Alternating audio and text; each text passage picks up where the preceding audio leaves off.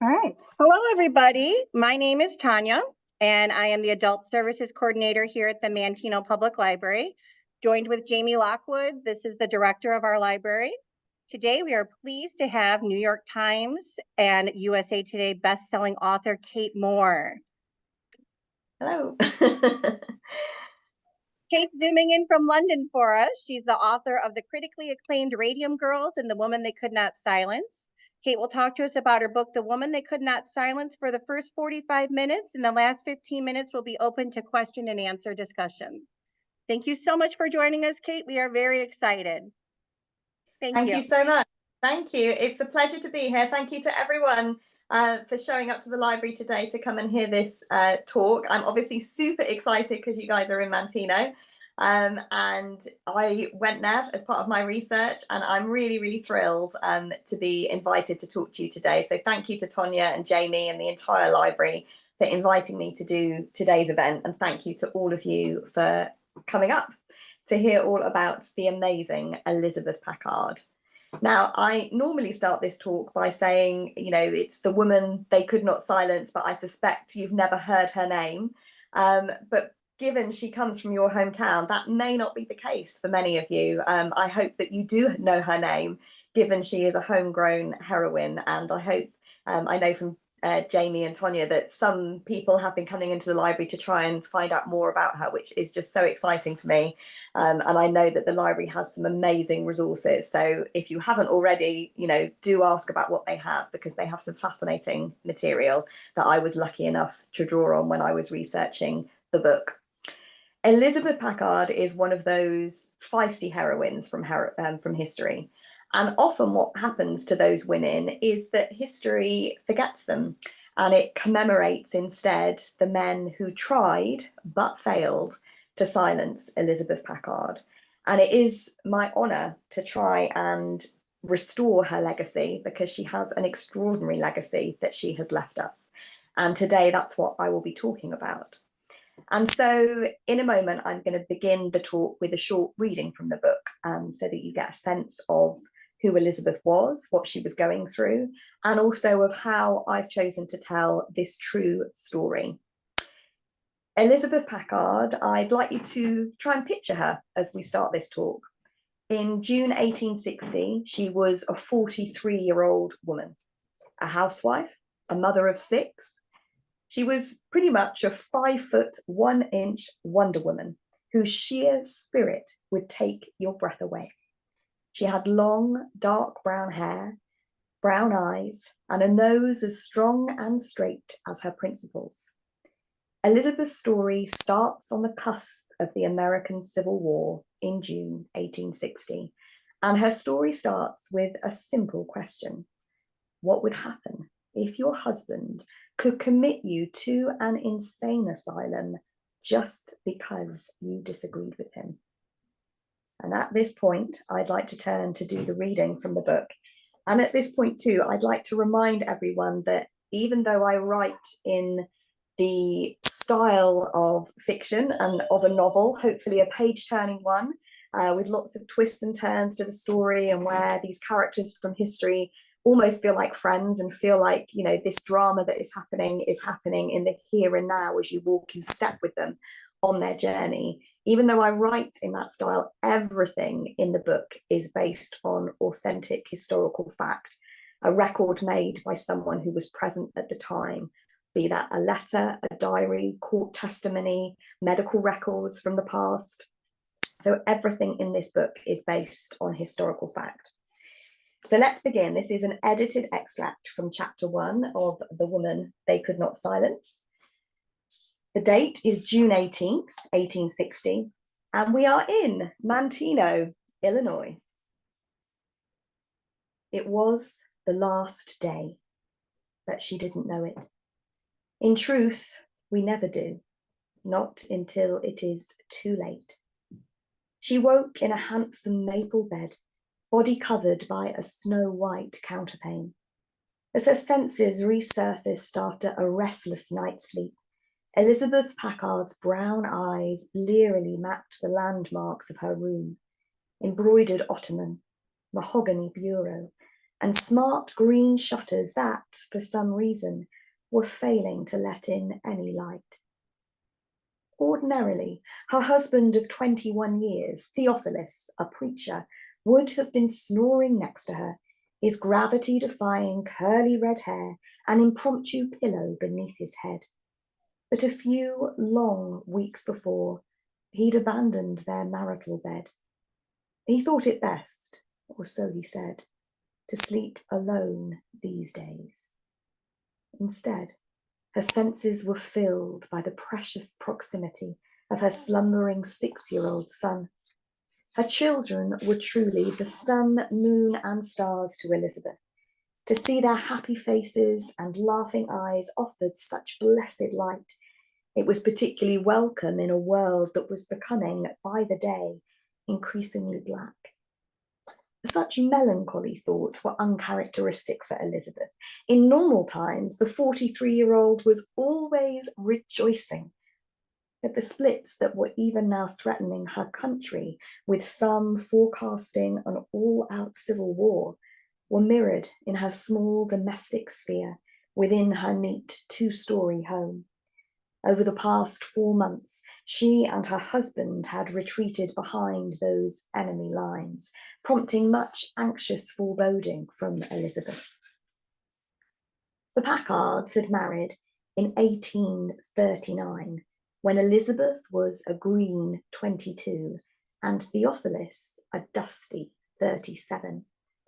At first, all had seemed well.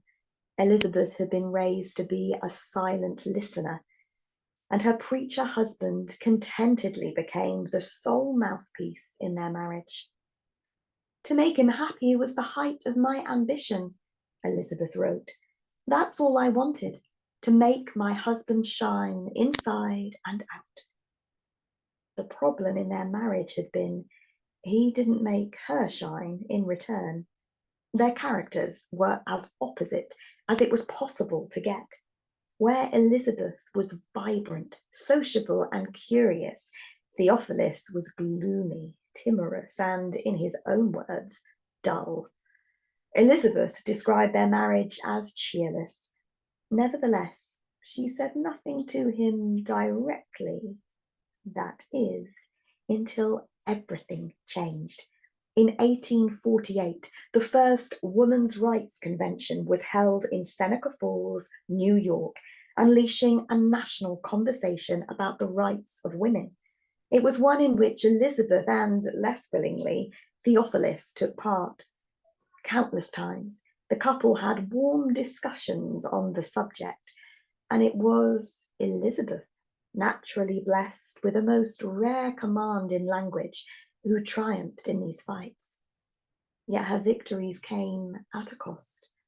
She felt the demonstration of her intellect prompted jealousy, lest I outshine him. Theophilus was stung to the quick, and his grievances slowly grew. He was the kind of man who counted them, like pennies, recording slights in his diary with the miserly accuracy of a rich man unwilling to share his wealth. He grumbled crossly, "My wife was unfavourably affected by the tone of society and zealously espoused almost all new notions and wild vagaries that came along." Perhaps the notion that caused him most consternation, in Elizabeth's words, "I, though a woman, have just as much a right to my opinion as my husband has to his." Elizabeth's newfound autonomy was anathema to Theophilus. "Wives, obey your husbands" became a scriptural passage oft quoted in their home. But Elizabeth was no longer silently listening. Defiantly, she kept on articulating her own thoughts, asserting her own self, inspired by the women's rights movement that it was her right to do so. Theophilus's response was telling. He did not allow his wife agency. He did not encourage her independence. Instead, he wrote that he had sad reason to fear his wife's mind was getting out of order. She was becoming insane on the subject of women's rights. On the morning of June 18th, 1860, Elizabeth shifted uncomfortably in bed, her disquiet slowly intensifying. Over the past 4 months, Theophilus had made it plain he wanted her gone. He could not cope with his newly outspoken wife, with her independent mind and her independent spirit, not least because Elizabeth did not keep her new character confined to their home. She asserted herself in public too. In the face of her impassioned eloquence, Theophilus felt powerless and furiously impotent. He conceived a plan. He kept it simple, just 7 words intended to silence her once and for all. When the Packards next argued, he warned Elizabeth, if she did not conform, I shall put you into the asylum. Now you may think, as Elizabeth Packard did, well, what a ridiculous thing to say. Of course, he can't send her to an insane asylum just because she disagrees with him. Of course, he can't dispatch her to a mental hospital simply for being an assertive woman. But there you, like Elizabeth, would be wrong. Because in Elizabeth's time, as crazy as it seems to us today, actually women were regularly committed for acts of self-assertion.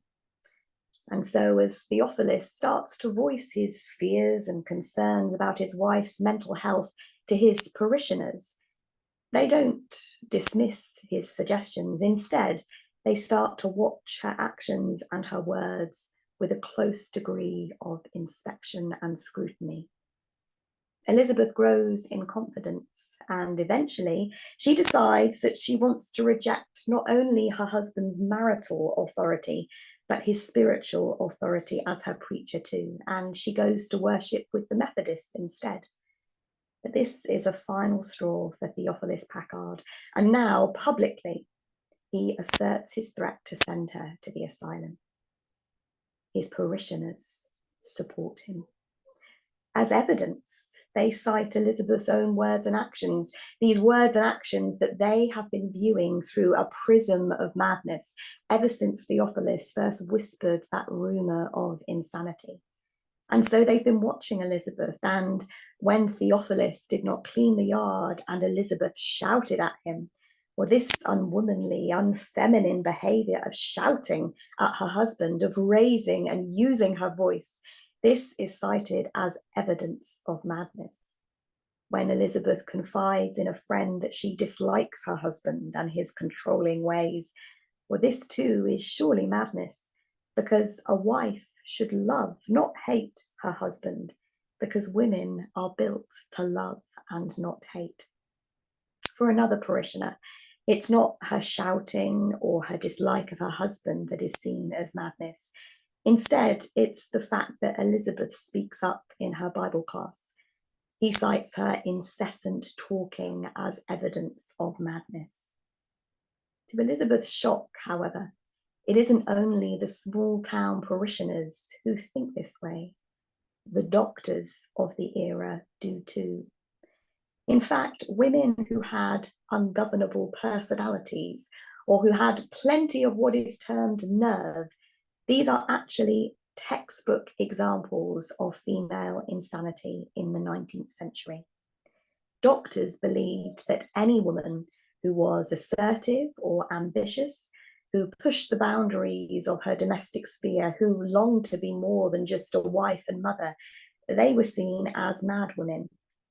They were labelled with something called moral insanity. And the definition was simply eccentricity of conduct. But of course, eccentricity of conduct, like beauty, is all in the eye of the beholder. But doctors believed that a woman's place was in the home, and therefore any woman who longed to go beyond that, to exist beyond those boundaries, was seen as unfeminine, therefore unnatural, therefore diseased, and therefore mad. In Elizabeth's case, however, it wasn't simply her assertiveness that counted against her. because Elizabeth Packard was not just an assertive woman, she was an educated woman too. Her father had seen to it that she had an excellent education, and before her marriage, she actually was so brilliant that she became the principal of a college. She was a teacher, a first-rate one, who, in my research, I found memories from students 70 years after she had taught them, who remembered her by name because she had made such an impact on them. In the 19th century, women who studied or even simply read were seen at increased risk of going mad because they were using their brains, and this was seen as highly risky behaviour. In my research, I found notes from a doctor who had visited an all-girls high school in 1858, and he remarked to the teachers that they were training their girls for the lunatic asylum. Similarly, when I pored through the records of the Illinois State Hospital, the hospital to whom Theophilus Packard now applies to commit his wife, well, I found records there explaining the reasons for the admittance of many of their patients.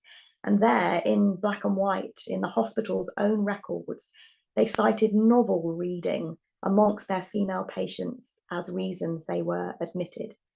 In May 1860, in fact, just a month before Elizabeth is waking up in bed, feeling that huge sense of foreboding that something is about to happen, that the storm is about to break. Well, in May 1860, a 15-year-old girl was committed because she'd become greatly addicted to reading novels. And so, how can we try and explain these theories that doctors believed? Well, let's turn to Dr. Andrew McFarland to see if he can shed some light on the subject. Dr. Andrew McFarland was the superintendent of the Illinois State Hospital, a leading authority in his field. It was on his desk that Theophilus Packard's application landed, and he perused it thoroughly to see what he thought of this new case of potential insanity. Dr. McFarland published reports on what he thought about insanity, and he said that when minds of limited capacity to comprehend subjects tried to do so, it ultimately led to mental breakdown. Perhaps it is no surprise then that he rubber-stamped Elizabeth's application. And so, on a hot summer's night in June 1860, Elizabeth, having been kidnapped from her home in Manteno and transported by train across the state, she finds herself climbing the stone steps of the asylum, passing through the door with her husband by her side, and hearing that door slam shut behind her. She was admitted as a case of excessive application of body and mind, but she put it more simply. She said she had been placed there by her husband for thinking. At first, Elizabeth was not too concerned by her committal because she, to her mind, was clearly a sane woman, and she thought she would soon be released. She was shocked and horrified to find that it wasn't just the doctors of the era who were on her husband's side, though. The law was too. In Illinois and America at that time, there was a law known as coverture that was in operation, and coverture had been inherited from England. Seems we Brits have a lot to answer for. And it said quite simply that legally, a husband and a wife were one. Once they married, a married woman had no legal rights at all. She was legally, civilly, a mere shadow of her spouse. Married women had no rights to property, to their own earnings, to the custody of their children, even to their very liberty. Because essentially, a wife was her husband's property, and he could do with her as he wished.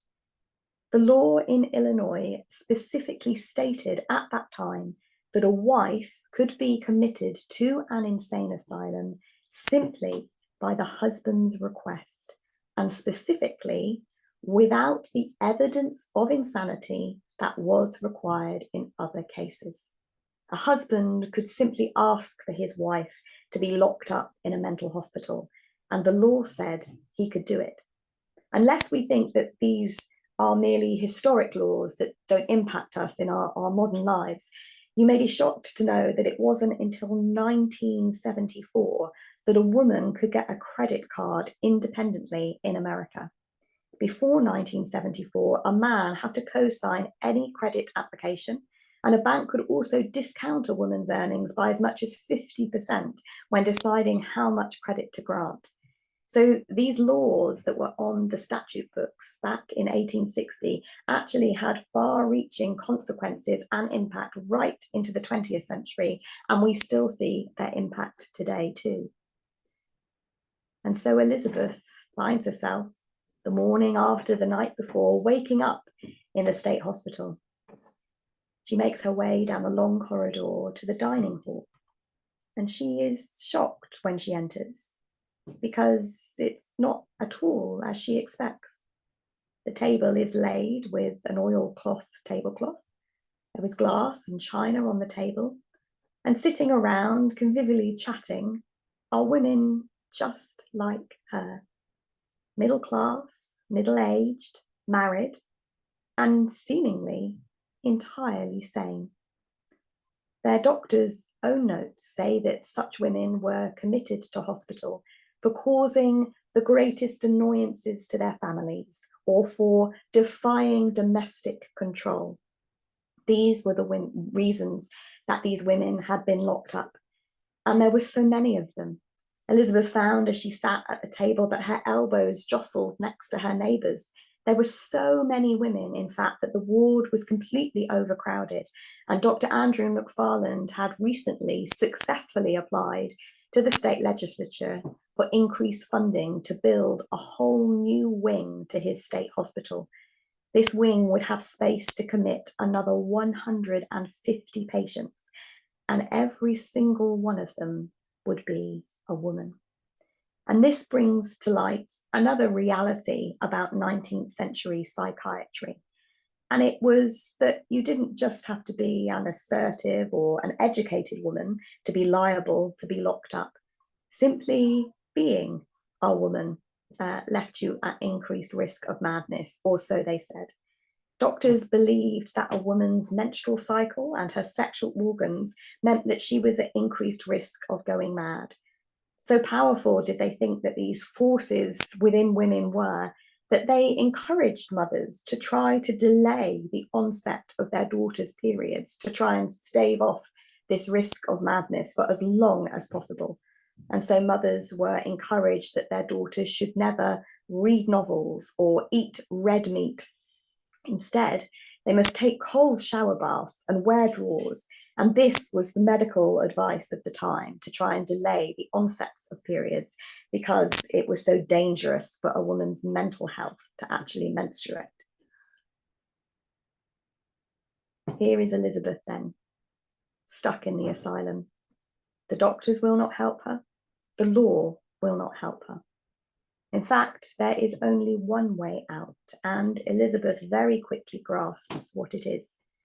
The only way out is to submit. Elizabeth called the treatment at the insane asylum as a subduing treatment. She said, "I have been sent here to be broken in." Dr. Andrew McFarland agreed. In his notes, he compared himself to Prospero. The women were his Caliban, and he was there to tame them. The women were sent there to become obedient wives.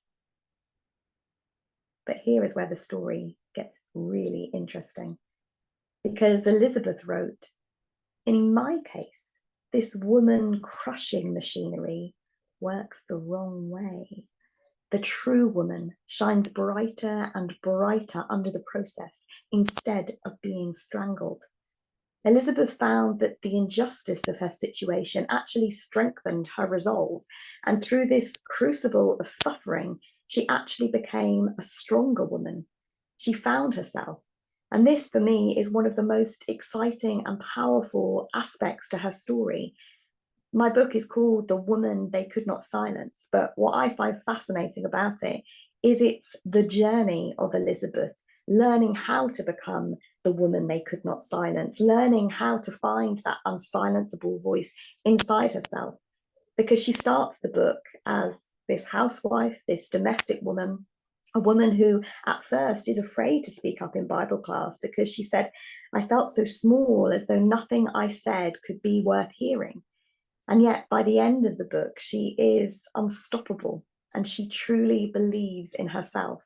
And actually the suffering they put her through is what shapes her into the steely woman she becomes. Elizabeth herself puts it incredibly. She says, the worst that my enemies can do, they have done, and I fear them no more. I am now free to be true and honest. No opposition can overcome me. And so, stuck in that asylum with no hope of escape, Elizabeth decides to find and use that voice, not only to help herself, but to help others, because she can see the suffering around her and she will not stand for it. She is not a woman who will stand for injustice. She will fight with everything she has for the truth and for righteousness and for justice for all. Elizabeth becomes a writer. This is how she starts to see that unsilenceable woman first take shape on the page.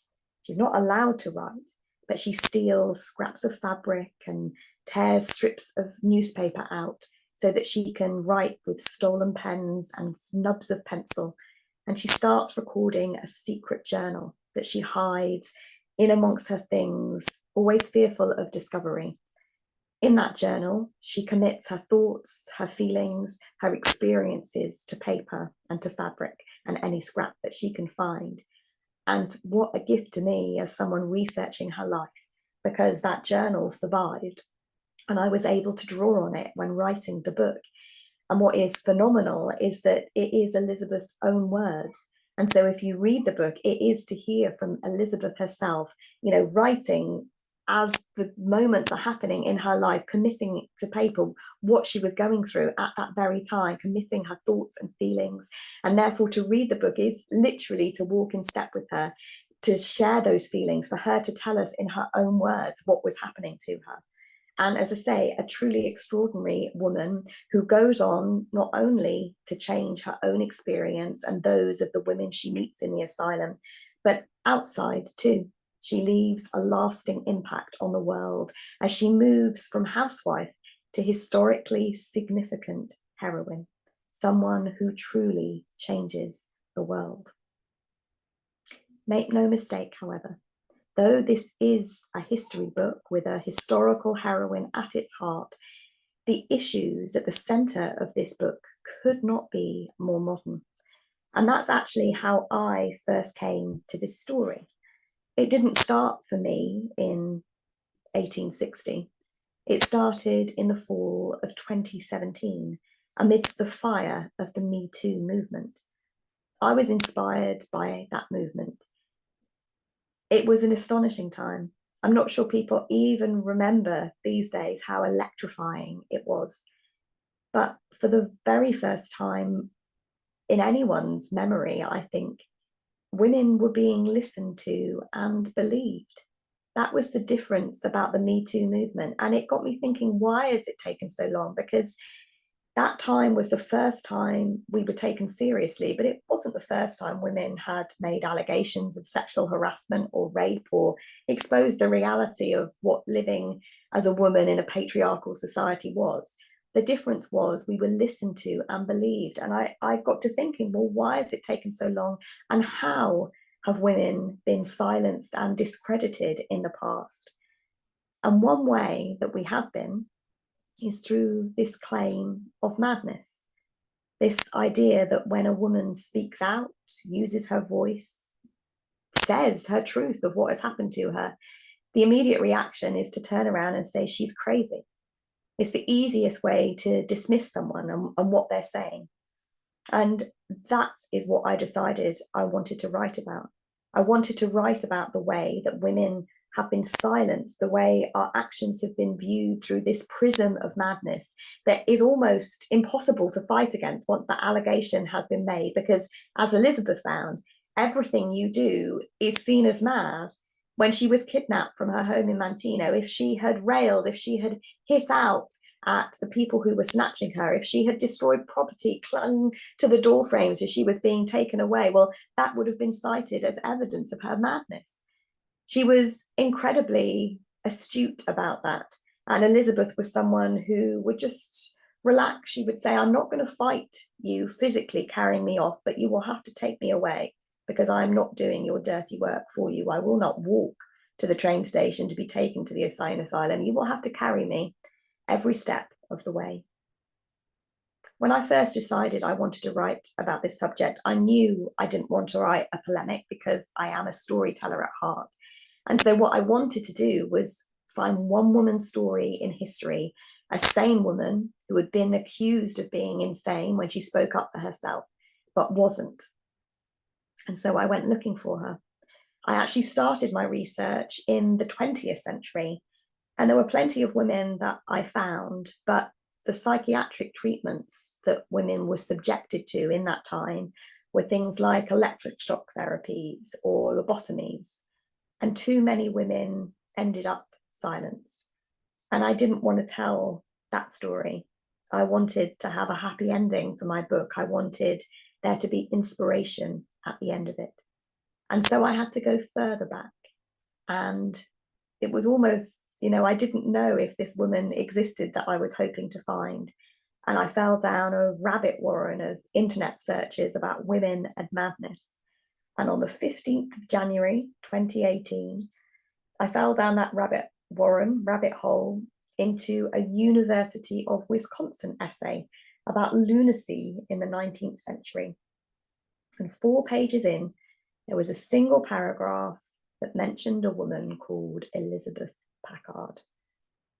And I Googled her name and very quickly realized she was the one. The woman I wanted to write about next, the woman whose personal story could act as this microcosm for the bigger issues I wanted people to think about in our modern day. The woman who had such an incredible story that I knew it would resonate just as a story in its own right. Because what a woman she is, so courageous, so eloquent, a woman who has left her own record behind. And what a story she has, as a storyteller, I could not have asked for more. The drama of her being kidnapped from Manteno, people literally hacking their way with axes into her bedroom to carry her off to the train station. The Gothic horror of being taken to a 19th century insane asylum in the first place, being able to walk with Elizabeth and the patients down those long corridors, to think about the iron doors slamming shut and the treatments they were subjected to within those doors and behind those brick walls. This was a story that had courtroom drama as Elizabeth launches a landmark legal case to try and prove her sanity. And above all else, at its heart, it is a story of injustice and the story of an incredible inspirational heroine defying all the odds to fight to the end, to stand there as a truthful woman who has won the day. As I started researching her life, however, very quickly I realized I was going to be up against it, because there is no Elizabeth Packard special collection where you can go and research. There is no statue in her name. When I started my research, though, I realized quite quickly that there was a hospital named after Dr. Andrew McFarland. He had the legacy that Elizabeth Packard did not. What I did find, however, and what an incredible gift, were her own books and those journals that I mentioned. And the fact that they exist today and that I could draw on them is entirely down to one person, Elizabeth Packard. When she eventually manages to get out of the asylum, she decides that what she wants to do is to use that voice to help others, to bring to light the injustice of the commitment laws of Illinois at that time, to bring to light women's plight with the laws as they are. And she wants to change those laws so that no other woman suffers as she does. And she astutely grasps that her personal story has impact and resonance and will help politicians and the general public to change their mind and to realize the importance of changing these laws and protecting women. And so she wants to publish her stories and her journals and tell people through her own life story why it is so important to do this, and underline the horror that she has been through and how vulnerable women are unless they are protected legally. Now, of course, she writes to publishers and they all reject her. They think she's just a mad woman from an insane asylum and they will not publish her work. And so what Elizabeth Packard does is so incredibly savvy. Essentially, this woman, newly released from an insane asylum in the 19th century, crowdfunds the publication of her books. She is so magnetic and charismatic herself in her own right. Everybody said she was, even her enemies, that she literally went from door to door, town to town, and persuaded people individually, one by one, to part with just 50 cents to support the publication of her book. And she convinced thousands of people through these one-on-one personal appeals to invest in her and her story. And in this way, she was able to bring her books into print. They became bestsellers. She became incredibly financially well off, a really independently wealthy woman. And because of her perseverance and her magnetism and her forward-thinking ideas, those books exist in the world today. And that's how I was able to draw on them, and it's how I was able to see into her heart and mind, to know what she was thinking, because she herself has left that record behind for us to draw upon. What an incredible gift from Elizabeth Packard, so that we know her thoughts and feelings. She is just extraordinary. But I didn't just want to rely on Elizabeth's own account of her story. And so I was also lucky enough to find the diary of Theophilus Packard. I always like to joke that that is a summer of my life I will never get back, because just as he said, he was dull, he was a hypochondriac, he recorded every slight against him in his diary, and they were quite something to read. And I just had to do a summer with him. You know, Elizabeth Packard did 21 years before she was sent to the asylum, and I don't know how she managed it, frankly. I also drew on the writings of Dr. Andrew McFarland, his letters, his published writings about insanity, his poems even. You know, he was an incredibly cultured man and he published widely, and I was able to draw on those for the book as well. I also poured through the records of the Illinois State Hospital itself. Very helpfully, they used to publish biennial reports that are publicly available for anyone to see. And they're incredible, you know, for a historian poring over details, looking to conjure these worlds from the 19th century back to life, because they were full of granular detail about what life in the asylum was like. It described the orchards outside. It described the farm that was part of the asylum grounds, the number of cows that they had. And it described life inside the asylum as well. And there were some really dark and quite haunting details for me as I poured through those records. For example, Elizabeth Packard writes of how she and the other women were put to work unpaid in the asylum sewing room, where they had to darn and make socks and sheets and clothes. Basically, they did all the sewing for everything that the asylum would need. And the asylum records listed, you know, how many thousands of socks they had darned that year, and so on and so forth. And it included this detail that the women were forced to make their own restraining jackets. By far the darkest record that I read, however, as I researched Elizabeth's story, were the medical records of the time. And I said earlier how doctors believed in that era that women's sexual organs were to blame for their madness in some cases. And therefore, some of the treatments of the era focused on women's sexual organs. By far the most horrific treatment was something called a clitoridectomy, which is just as it sounds. They used to cut off women's clitorises if they thought they were mad. I read through the records of the doctors who were performing these torturous practices and found the cases of these women who had been subjected to this procedure. They included a 20-year-old who had liked to engage in serious reading, and a 30-year-old wife who had dared to express dislike for the society of her husband. Perhaps most shocking of all, however, is that these treatments in the Western world were not just confined to the 1860s. In fact, they continued right up until the 1940s, and the last recorded case was on a 5-year-old girl. The more I learnt about these practices and about what was going on in the world at that time, the more passionate I became about telling Elizabeth's story. And so my research took me to America.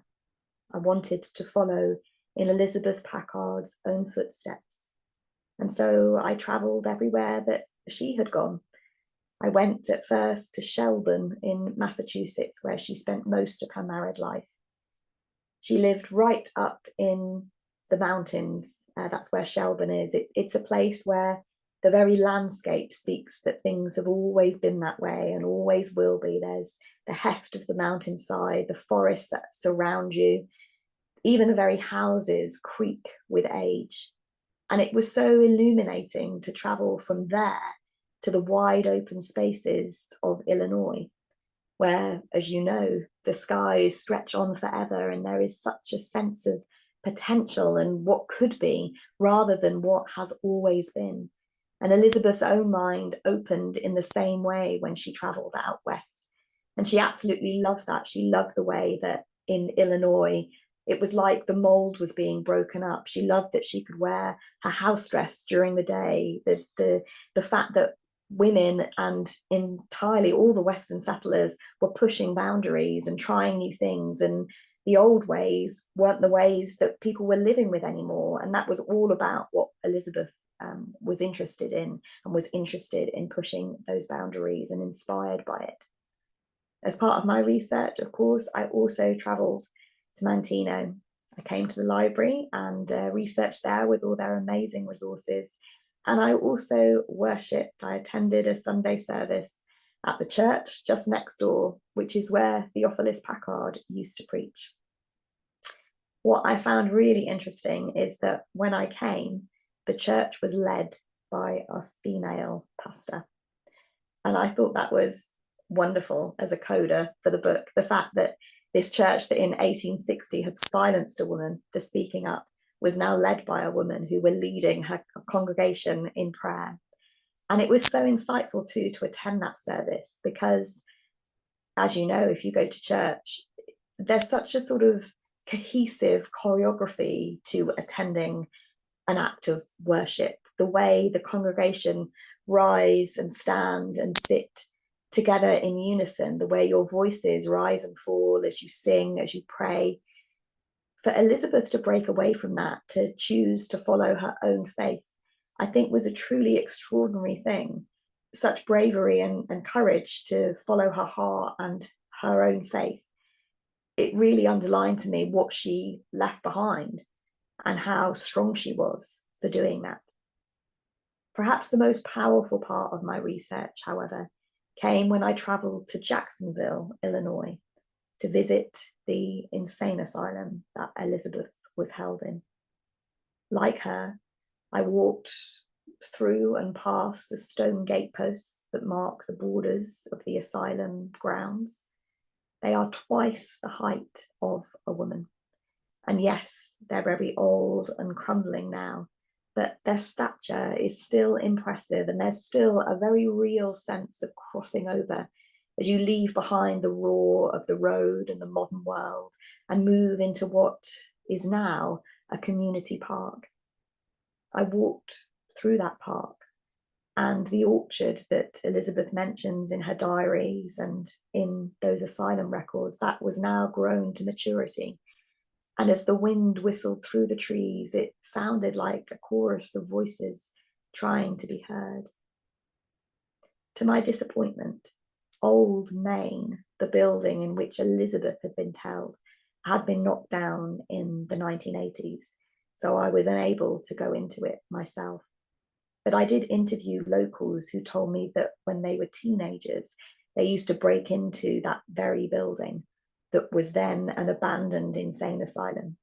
They used to break in the dead of night and traverse those long corridors that Elizabeth Packard once had by flashlight, trying to scare each other with the secrets of the insane asylum.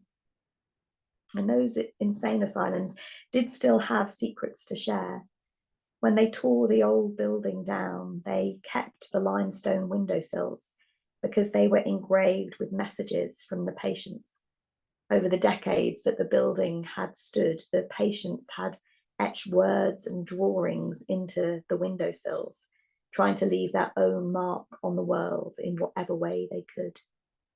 And after the building had been torn down, they discovered a tranche of unmarked graves that had been in the asylum grounds.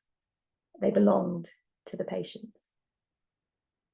There were still other buildings dotted around, and it was still haunting to peer into them, to see the way that sort of stalactites of dust unfurled from beneath the staircases, looking like seaweed or a drowning woman's hair. There were just abandoned furniture that I could glimpse through these abandoned buildings. Here and there, a table, a single chair, a hat stand with no hats. And the buildings were graffitied.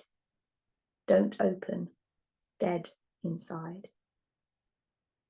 But I think it is important to open the doors of the past, because through them step people like Elizabeth Packard, with her spirit as wide as her caged crinoline skirt.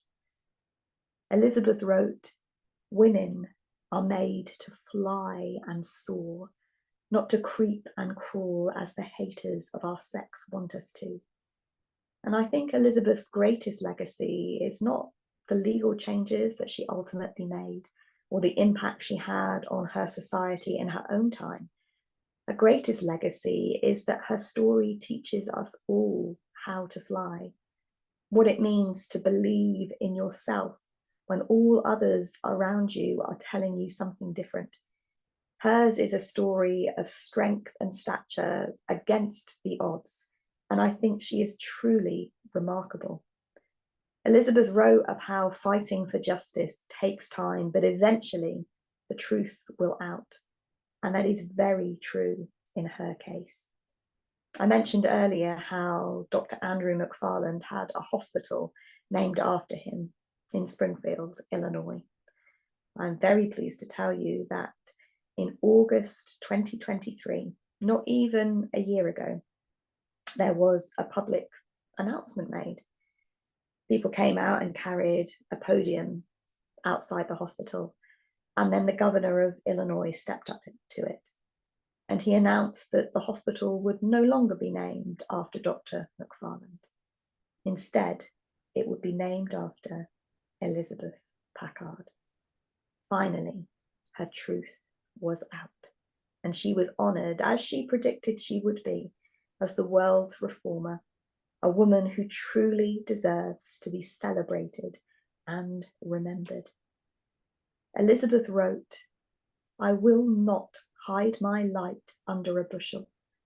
I will set it upon a candlestick that it may give light to others." And I think Elizabeth's light does still shine through all these centuries.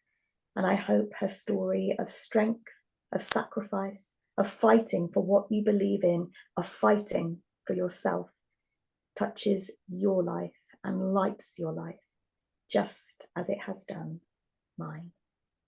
Thank you.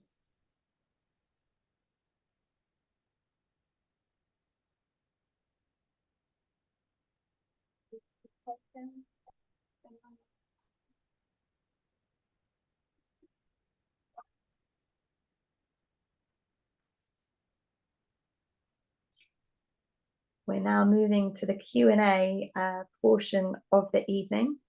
So I can see Tonya coming with her questions and I'm looking forward to answering them. So thank you to those people who have put questions in. I'm looking forward to seeing and hearing what they are. Okay. Were you able to read Elizabeth's books? So where did you go to find them? Yeah, let me answer that one first. So yes, I was able to read Elizabeth's books. As I say, they were a huge part of my research and a huge resource for me to draw on. You know, particularly, of course, in terms of the intimate insight that it gives me into what she was thinking and feeling, but also what was happening, particular scenes that I bring to life in the book, corroborating details that I found elsewhere as well. And because we live in such a remarkable technical world these days, I literally could find her books that very first day that I read her name. That's how I knew so quickly that she was the one I wanted to write about, because literally within hours, you know, probably within the first hour of reading her name in that Wisconsin essay, with a few clicks on my keyboard, I was able to find her books. So they have been digitized because they're obviously 19th century books, they're out of copyright. And you too, if you Google them, you will find them on Google Books, you will find them on Happy Trust. They are out there available for people to read. So I did find some original editions in libraries, in special collections of libraries, because they're such old books. And that was special to see, you know, how they were bound, to see that physical copy. I described some of them in the book, you know, what the head and tail bands were like, what the covers were like, so that I could, you know, imagine that physical edition in Elizabeth's hands or out in the world as I'm bringing that to life. But actually, the actual reading of the books I did entirely online from digital copies. Should there be a statue of Elizabeth Packard in Manteno? Yes. And absolutely. Which quotation do you think should be on it? Oh, I think that's really tricky, because she was such a brilliant writer that she has so many good quotes. One of my personal favorites is the one about the enemies. The worst that my enemies can do, they have done, and I fear them no more. I am now free to be true and honest, no opposition can overcome me. That's probably a bit long to put on a statue, but that for me is one of my favorites, because it sort of summarizes the book really, and what happens to her. You know, the fact you do someone down and then she rises from the ashes, and you know, they think they're crushing her and sending her to the asylum, but actually it makes her who she was always intended to be. So that's one of my favorite, but you know, the ones that I've used in the talk tonight are also favorites. So, you know, women are made to fly and soar is also a great one. Okay, so the famous question that we have, if both of our book clubs have read this book, what was her address in Manteno? I can't remember off the top of my head. I'm not even sure in 1860 if they had addresses in that way. It was all like plots at that time, I think, wasn't it? If you look at the town map, my memory is that it was sort of more plots, and the plots were numbered and that sort of thing. Is that right from my memory of the town true. map? Yeah. Where did she live after she got out? When she first got out, Theophilus wouldn't have her in the home. So when she very first got out, she was dispatched to live with her cousins in Granville, with Angeline and David Fields. Angeline was her cousin. So she lived there for a couple of months. Then she returned to the family home in Manteno until her insanity trial. And then after that, she went to Massachusetts in the end. How do you decide on a subject to pick before starting a book? It's really difficult. I have to. I'm working on something new now, and it's not a process I enjoy. I have to say, I don't. Perhaps some writers do, because you know, there's so many ideas. I find it agonizing trying to decide who and what I'm going to write about, because I think in some ways there are so many possibilities, and it's you know, it's like any choice in life. When you choose one thing, you're excluding the others, and I'm a really indecisive person, so I find that really difficult. I think what informs my choices are, I have to be really passionate. You know, whenever I'm writing a book like this, you're dedicating your life to it, you know, not only for the time that you're researching and writing it, but you know, here we are however many years after I published the book, and I still need to be as passionate about the story to come and talk to you all about it tonight, you know, in 2024. You know, and as I say, it was 15th of January 2018 when I first read Elizabeth's name, but I am just as passionate about telling her story and you know, as excited about sharing it all with you. So I think your personal passion has to inform it. More sort of cerebral things to think about are, is the source material available? So in Elizabeth's case, yes, it was, you know, the kind of historical writing I do where it's nonfiction, but I want it to read like a novel. I have to have first person material that tells me, you know, what people were like, what people were thinking. So you need diaries or letters or a big court case with the transcript available to give you those first person accounts. For me as a storyteller, it's got to have drama. There's got to be twists and turns, denouements, you know, all of that sort of thing in it. But number one is the passion. That has to be there beyond all else. Are you working on anything currently? Yes, I am. It's a little bit too soon for me. I'm a writer who likes to sort of let things marinate before I speak publicly about them. So I have chosen my subject. I have done my research in America. I'm now, because it's another American story, I'm now at the stage of going through everything, of reading all the historical documents and charting them and, you know, picking out the gems that I think are interesting. And it's going to take me several years to work through all of this material. But I'm hopeful that people that have enjoyed my other books will also like this subject. And I'm excited about getting writing, which won't be for several years. But in the meantime, I've got the joy of delving into the records. Why do you think Elizabeth didn't join up with Susan B. Anthony later in life for women's rights? It's a really interesting question. And I think Elizabeth had a really interesting approach to women's suffrage. We can see from her writings, particularly her writings in the asylum, where I think she was the most honest that she was, that she did support female suffrage, and she was she wanted women not only to have the vote but to be politicians, to be president. You know, she wrote quite openly about that you know, that was an ambition of hers for the world, that she wanted that. But the way she behaves when she does get out of the asylum and she becomes a political campaigner is very interesting, because she wasn't a suffragist then. That's not what she campaigned for publicly. But I think she was quite savvy in a way in what she was doing, because Elizabeth basically wanted to see change in her lifetime. And I think she appreciated that she wouldn't see women get the vote in her lifetime. And so she almost used women's suffrage as a threat to men and male politicians to get them to do what she wanted in the here and now. So she would sort of flatter them and use the argument that, you know, women were vulnerable and they needed male protection. And, you know, men must change the law, as she was suggesting, in order to gain that protection. And if those male politicians wouldn't do what she was asking, well, in that case, perhaps women did need the vote, because if men weren't going to protect them, then women would need to protect themselves.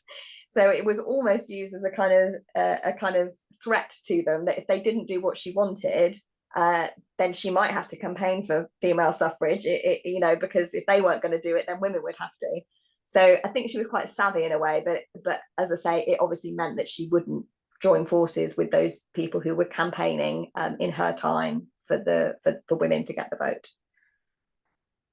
So it's been said that there was a petition that was made after your book was wrote, which made the deciding factor of changing that name of the sane asylum over to Elizabeth Packard.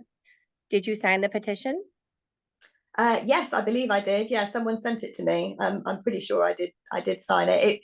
I mean, the fact that has happened is just extraordinary to me. You know, there was this public petition that was going on, and then women in the State Department themselves were also having high-level meetings to ensure, you know, to try and persuade the powers that be to make the change.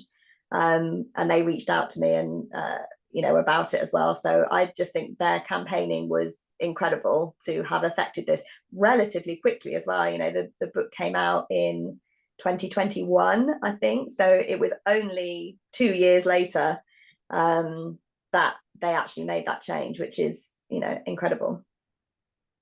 That's from your book. Well, it's Elizabeth being amazing, but I'm glad that people have learned her story through my book. Does anybody else have any questions I didn't get?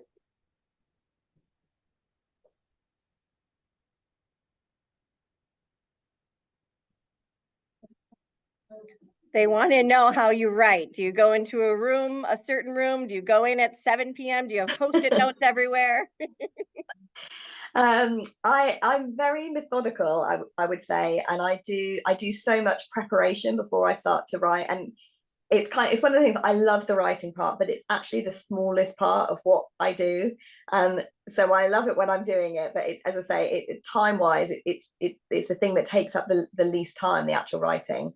But my process is, as I say, that I read everything that I found. So all those, any books on the subject that are interesting, the court testimonies, the letters, the diaries, all of that business. And I plot it all in a timeline. Anything interesting goes into a chronological timeline. And, by the end of it, we're talking something that is hundreds of thousands of words long. Everything goes in there.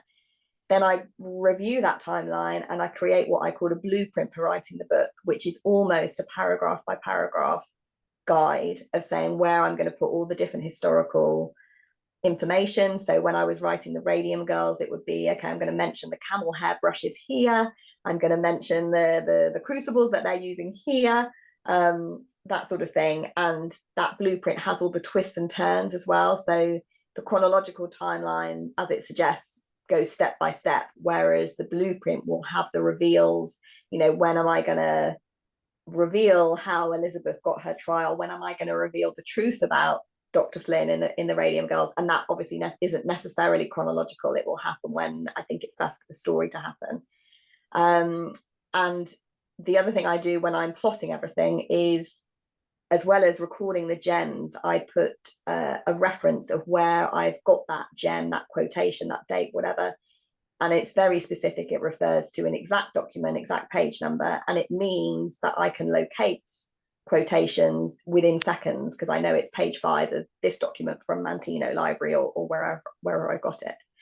And so having done all that preparation, once I've got my blueprint, I can start writing. And as I say, it's almost paragraph by paragraph, so I know what I'm going. I can find a quotation in seconds, and I therefore write really quickly. I wrote the Radium Girls at my kitchen table in London. For Elizabeth, we had decorated a small study, so that it had only just been decorated, so it was literally just me in this tiny room with a desk and a CD player, and that's all I had.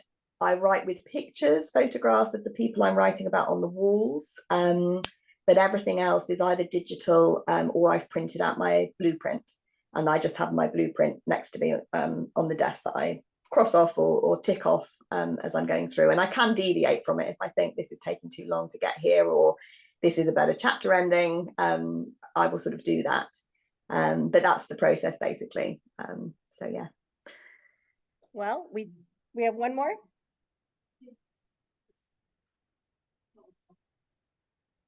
Did Elizabeth ever communicate with her children after she was released?